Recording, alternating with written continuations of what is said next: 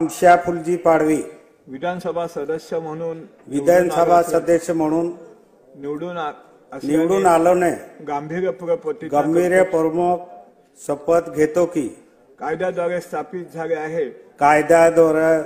झालेल्या आहे अशा भारतीय संविधानाबद्दल मी खरी श्रद्धा व निष्ठा बाळगीन। अशा कायद्याद्वारे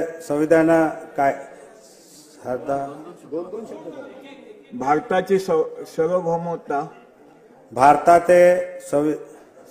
सार्वभौमताने व एकात्मताला उन्नत राखेल आणि आम्ही आता जे कर्तव्य मी हाती घेणार आहे ते निष्ठापूर्वक पार पाडेल। जय हिंद, जय महाराष्ट्र, जय आदिवासी।